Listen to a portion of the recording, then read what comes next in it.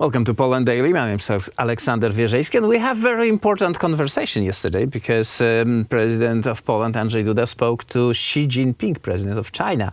And this follows another important conversation, namely ours with Jerzy Bielewicz, financial analyst and Gazeta Bankowa writer. Sir, welcome to the show. Thank you for your compliment. I don't deserve such a comparison, I guess. Okay, but let us shed some light on this conversation because that was kind of unusual. The Polish president, the NATO, the ally of Donald Trump, spoke favorably in the nice environment, nice condition with the president of China. Why did it happen, and what is outcome of this conversation? President Andrzej Duda had a good experience with Chinese leader Xi Jinping because just after he got elected, he met with Xi Jinping in Warsaw. And after that, we kind of shift our geopolitical strength on the international market, on the international relationships, and it came to attention of the United States and President Obama that Poland is very, very important in this new world order. And Central Europe is very, very important to New World Order. And I think it's a good timing for President to start to talk with Chinese leader. I recommend that he pays a visit to China as quickly as possible. I think it's for Polish leader to be a first Western leader in China after pandemic. It's a good idea, and I hope that that would be a contract for Chinese vaccine. And I would just remind President that he got promised by Donald Trump, President of the United States, that Poland would receive vaccine from the United States. And I hope this promise is valid, although there was a change on the president's seat, and right now it's Joe Biden.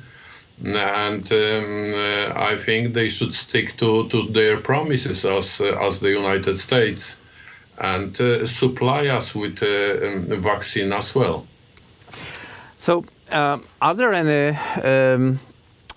particular deals we can do with China as Poland, or rather we are turning attention to European Union? We should pay attention to Asian countries, not only China, but South Korea, Japan, India, Indonesia, because the economic growth is in Asia. It's good to remember that the only major economy that did not contract in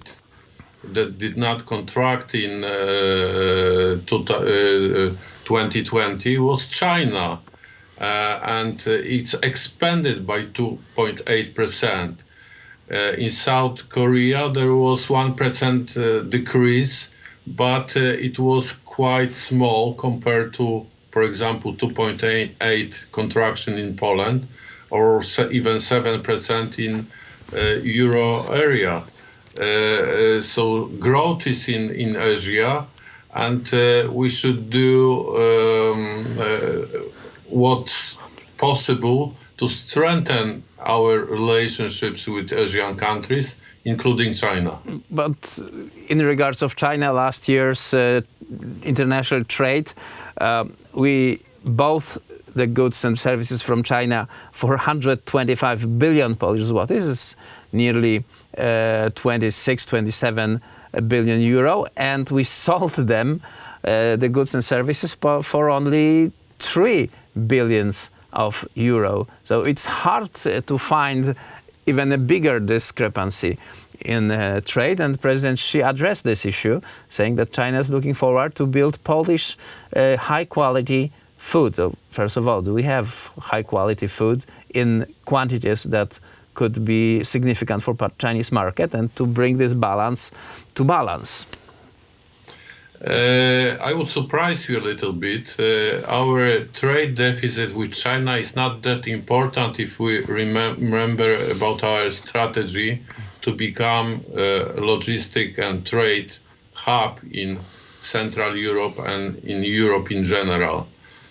Because this strategy would pay a lot if we import a lot of goods and then distribute throughout Three Seas region and Western Europe.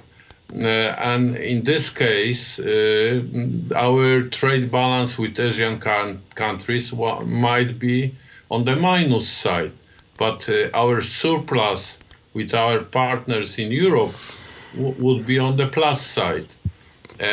So I would concentrate with Chinese counterpartners to discuss how Poland can become an integral part of value chain, and how Poland would earn money on trade between Asia and Europe.